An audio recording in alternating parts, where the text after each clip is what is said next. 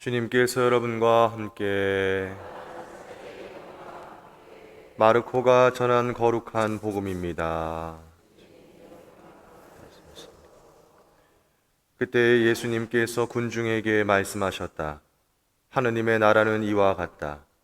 어떤 사람이 땅에 씨를 뿌려 놓으면 밤에 자고 낮에 일어나고 하는 사이에 씨는 싹이 터서 자라는데 그 사람은 어떻게 그리 되는지 모른다. 땅이 저절로 열매를 맺게 하는데 처음에는 줄기가, 다음에는 이삭이 나오고 그 다음에는 이삭의 나달이 연근다. 곡식이 익으면 그 사람은 곧 낫을 된다. 수확대가 되었기 때문이다. 예수님께서 다시 말씀하셨다. 하느님의 나라를 무엇에 비길까? 무슨 비유로 그것을 나타낼까? 하느님의 나라는 겨자씨와 같다. 땅에 뿌릴 때에는 세상의 어떤 씨앗보다도 작다. 그러나 땅에 뿌려지면 자라나서 어떤 풀보다도 커지고 큰 가지들을 뻗어 하늘의 새들이 그 그늘에 깃들일 수 있게 된다. 예수님께서는 그들이 알아들을 수 있을 정도로 이처럼 많은 비유로 말씀을 하셨다. 비유를 들지 않고는 그들에게 말씀하지 않으셨다. 그러나 당신의 제자들에게는 따로 모든 것을 풀이해 주셨다. 주님의 말씀입니다.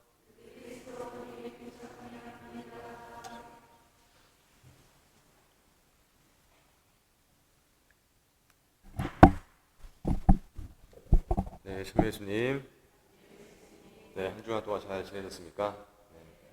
네. 이 새벽 미사에 청소년들이 와 있는 걸 보고 제가 새벽 미사에 청소년들도 나오네. 예, 참 착합니다. 네, 우리 친구들. 네. 민망하죠? 네.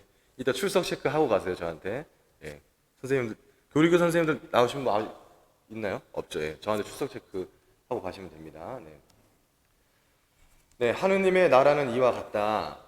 복음서에서 예수님께서 이렇게 하느님의 나라에 대해서 가르치실 때 비유를 들면서 설명을 많이 하시죠. 오늘 복음의 말씀도 이 하느님의 나라에 대해서 설명해 주시기 위해서 비유를 들고 계십니다. 오늘 예수님께서 드신 비유는 씨앗, 씨앗과 관련된 이야기죠. 이 오늘 우리가 들은 마르코복음 4장 26에서 34절은 그러니까 마르코복음 4장 전체가 오늘 들은 복음뿐만이 아니고 다른 또 하느님 나라에 대한 비유들로 구성이 되어 있습니다. 우리가 잘 알고 있는 4장 1에서 9절 씨 뿌리는 사람의 비유 잘 아시죠? 모르시나요? 돌밭에 떨어지고 가치선부에 떨어지고 그래서 어떻게 됐어요? 다 말라 죽었죠. 좋은 땅에 떨어져야 열매를 몇 배? 30배, 60배, 100배. 예, 죄송합니다. 새벽 아침부터 자꾸 머리를 쓰게 해서. 네. 이 씨 뿌리는 사람의 비유는 유명하죠. 다른 루카복음, 마테오복음에도 등장을 합니다. 근데 오늘들은 저절로 자라는 씨앗의 비유는 마르코복음에만 나와 있어요. 약간 또 좀 의미가 다를 수도 있겠죠. 그리고 이어서 우리가 너무나 잘 알고 있는 겨자씨의 비유가 등장합니다. 그러니까 하느님의 나라는 어떠한가? 예, 우리가 하느님 나라 어떻게 생긴지 아시는 분 있으세요? 하느님의 나라 어떻다? 난 설명할 수 있다. 저도 잘 설명을 못 하겠는데 그것에 대해서 예수님께서 비유를 들어서 설명을 해주시고 계십니다. 그럼 우리가 들은 비유를 생각했을 때 하느님 나라가 어떻다고 볼 수 있나요? 네, 저절로 자라는 씨앗의 비유를 봤을 때 농부가 씨를 뿌렸습니다. 그리고 잘 자라나서 나달이 연글었죠. 근데 농부는 이 자라나는 게 어떻게 자라나는지를 알지를 못해요. 왜 알지를 못했을까요? 네, 눈에 잘 안 보였겠죠. 그걸 하루 종일 이렇게 보면서 잘 자람신가 말함신가 볼 일은 아니겠죠. 그러다 보니까 잘 보이지 않게 되고 인식하지 못하게 된 것입니다. 그리고 겨자씨의 비유, 세상의 어떤 씨앗보다도 작다.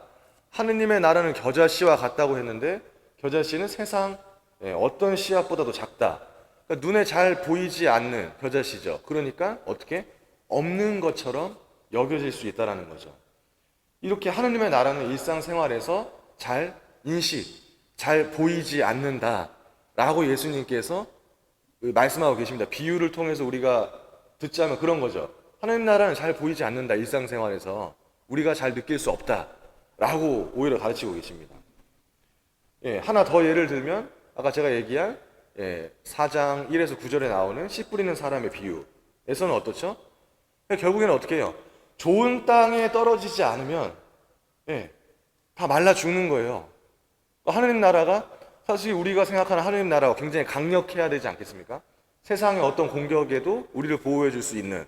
근데 좋은 땅, 그 씨앗이 열매를 맺을 수 그냥 톡 놓으면 자라날 수 있는 완전 좋은 땅이 아니면 그 씨앗은 다 날아가 버리거나 말라 죽는다. 하느님 나라 이렇게 연약한가? 라고 생각할 수 있겠습니다. 예수님의 이 비유를 종합해 보면 하느님 나라는 눈에 보이지 않는다. 그리고 하느님 나라는 굉장히 연약하다. 라는 결론을 우리가 얻을 수 있을 것 같아요. 이게 무슨 의미인가? 무슨 말이에요, 이게? 이런 하느님 나라를 눈에 보이지도 않고 세상 가장 약하고 이런 하느님 나라를 우리가 어떻게 믿을 수 있겠느냐? 라고 또 물어볼 수 있겠습니다. 이 하느님 나라가 실현되고 있다라고 하는 것은 분명한데, 왜 저럴까? 왜 보이지 않고 왜 연약할까? 하느님 나라 왜 저럴까? 웃음이 사라진 한국 사회의 유머입니다. 예수님의 가르침이 이 세상의 것과 그리고 또 나의 필요, 내가 기대하는 것, 내가 필요한 것과는 다르기 때문이 아닐까 하는 생각이 듭니다. 사실 예수님 당시에 지금 이 복음에서 예수님의 비유를 직접 듣고 있는 그 당시의 사람들도 이 하느님 나라, 예수님의 가르침을 이해하지 못했어요. 이해한 한 것일 수도 있겠죠. 그들이 꿈꾸고 또 기대하고 했던 하느님 나라랑 본래의 하느님 나라의 모습이 달랐기 때문이죠. 내가 보고 싶은 것만 보는 게 또 우리의 특성 아니겠습니까? 그래서 진짜 하느님 나라는 보이지가 않는 거예요. 제자들도 마찬가지죠. 제자들은 다 이해했나요? 오늘 복음에서도 얘기하죠. 그러나 당신의 제자들에게는 따로 모든 것을 풀이해 주셨다. 비유로 쉽게 설명을 해줬음에도 알아듣지 못하고 제자들, 예수님과 24시간 붙어 다니는 제자들도 그 말씀을 알아듣지 못하니까 따로 풀이를 해주셨어요. 그래도 이해하지 못해요. 왜 그랬을까? 이 이스라엘 사람들의 역사를 살펴보면 이 사람들이 이렇게 왜 몰라볼까? 왜 알아듣지 못할까? 하는 걸 좀 어렴풋이 이해해 볼 수도 있을 것 같습니다. 구약 성경을 통해서 우리가 접하게 되는 이스라엘 역사를 보면 거의 2000년 가까운 시기 동안 이스라엘은 하느님의 무슨 민족이죠? 선택된 민족이죠. 하느님께 직접 선택을 받았어요. 그런데 그 2000년 가까운 시간 동안 끊임없이 하느님을 배신하고 다시 돌아오고 배신하고 돌아오고 하는 과정을 반복하게 됩니다. 그러다가 어떻게 됐어요? 가장 치욕스러운 역사를 맞이하게 되죠. 바빌론 유배를 가게 된 것입니다. 거기에서 이거 진짜 우리가 잘못했다. 우리가 잘못하니까 우리가 이런 일을 겪고 있는 것이다 라고 뉘우치면서 이 사람들이 더욱더 갈망하고 희망하게 됐던 것이 정말 우리를 구원해 줄 메시아, 그 하느님께서 약속하신 다윗 집안에서 나타날 메시아, 이 메시아를 더욱더 기다리게 된 거예요. 남녀노소 할 것 없이 그 메시아를 기다리게 된 겁니다. 너무 간절하고 너무 기다리니까 어떻게 되겠어요? 자기에게 필요한 하느님의 모습을 자기가 그릴 수밖에 없게 되겠죠. 너무 간절하니까. 그리고 자기가 인식하고 싶은, 자기가 보고 싶은 그 하느님 나라를 원하고 기대하고 꿈꾸게 되었던 것이죠. 그럼 이런 이스라엘 사람들과 오늘날 지금 하느님을 믿기 위해서 여기에 모인 우리들은 다른가? 그들과 다른가? 그들이 가지고 있는 하느님상, 그들이 가지고 있는 하느님 나라의 모습에 대한 기대와 우리의 것과는 다른가? 라고 물어볼 수 있겠습니다. 내가 꿈꾸고 기대하는 하느님 나라, 하느님 나라에 대해서 혹시 상상해 보시는 거 있나요? 평소에 내가 갖고 있는 하느님 나라는 이랬으면 좋겠다. 자라나는 청소년들은 그런 희망이 없나요? 내일에 대한 희망으로 살아가시기 바라겠습니다. 그 모습이 어떤 모습이든 간에 그 지금 실현되고 있나요? 내 눈에 보이나요? 내가 원하는 하느님 나라가, 내가 꿈꾸는 그 하느님 나라가 지금 여기서 실현이 잘 되고 있는 것 같아요? 눈에 보이나요? 예, 저의 경우는 잘 안 보입니다. 우리가 또 제일 가장 원하는 건 무엇이겠어요? 코로나가 끝나는 것이겠죠. 이건 공통적인 거겠죠. 근데 코로나가 끝났나요? 예, 끝나지 않고 있습니다. 계속 좋아졌다, 나빠졌다를 반복해서 하고 있죠. 네. 자, 그럼 내가 원하는, 상상하는 그런 하느님 나라가 눈에 보이지 않아요. 그렇다면 존재하지 않는 것일까? 없는 것일까? 네. 오늘 예수님께서 우리에게 들려주신 저절로 자라는 씨앗의 비유와 겨자씨의 비유는 이 세상에 하느님 나라를 보지 못하고 이해하지 못한다 하더라도 하느님 나라는 그 고유의 생명력을 가지고 계속 성장하고 있음을 말씀하고 계십니다. 내가 보지 못하더라도, 우리가 보지 못하더라도, 예, 내가 그게 뭔지 모르더라도 하느님 나라는 생명력을 가지고 자라나고 있다. 땅이 저절로 열매를 맺게 하는데 처음에는 줄기가, 다음에는 이삭이 나오고 그 다음에는 나달이 연근다. 곡식이 익으면 그 사람은 곧 낫을 댄다. 수확대가 되었기 때문이다. 뭘 해주지 않았는데 저절로 자라난 거죠.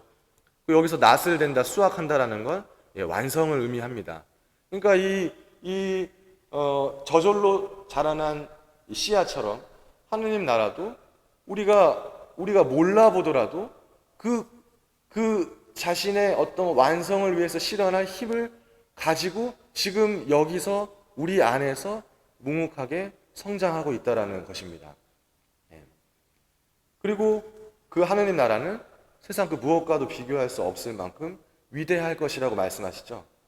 그러나 땅에 뿌려지면 자라나서 어떤 풀보다도 커지고 큰 가지들을 뻗어 하늘의 새들이 그 그늘에 깃들일 수 있게 된다. 지금 우리가 일독서인가요? 네, 일독서에서 들은 그 엄청난 큰 나무, 그 큰 나무만큼 아주 위대한 것이 될 것이다. 근데 그건 모르겠죠, 뭔지. 그러나 그것이 우리 안에서 자라고 있다. 우리가 그것을 계속 찾기 위해 노력을 해야 되겠습니다. 오늘 비유들을, 예수님의 가르침들을 종합해 보면 예수님께서 말씀하시는 하느님 나라는 뭐죠? 보이지 않는 하느님 나라예요. 보이지 않는 하느님 나라에 대해서 말씀하고 계십니다. 세상이 그렇게 만들고 또 나의 필요, 나의 생각, 나의 기대가 진짜 본래적인 하느님 나라의 모습을 보지 못하게 만들기 때문이에요. 이게 뭐 나쁘다, 죄라고 얘기하는 것이 아닙니다. 우리가 살아가고 있는 이 삶의 모습이 그렇다라고 예수님께서 말씀하시는 거예요. 그러니까 이 믿음은 우리가 뭐 자연과학적으로 검증 가능한 것, 검증된 것, 그리고 어떤 수치, 데이터들을 믿는다고 표현하나요? 나는 이것을 믿어. 데이터가 딱 나왔네? 인구 총계, 우리나라 5천 몇만 명 인구 통계네? 난 이것을 믿어. 라고 표현하나요? 아니죠.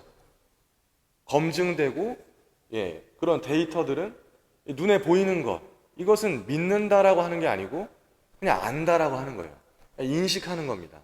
믿음은 보이지 않는 것이 존재한다고 인정할 때 사용하는 말이에요. 우리의 믿음은 보이지 않는 하느님이 존재한다는 것을 인정하는 거죠. 믿는 거예요. 여러분 모여 계신 이 모든 믿음의 행위가 그것을 보여주고 있는 것입니다. 이 믿음의 근거가 무엇인가? 나의 의심, 나의 절망, 나의 좌절, 내가 하느님 나라를 보지 못하고 내가 하느님 나라를 잘 느끼지 못하는 그 의심과 절망과 좌절. 제가 하느님 나라가 무엇이라고 정말 여러분께 명쾌하게 말씀드리면 저도 좋겠지만 저도 모르겠습니다. 복음서에서 예수님께서 이러이러하다라고 얘기하는 것 외에는 우리가 알 수 없어요.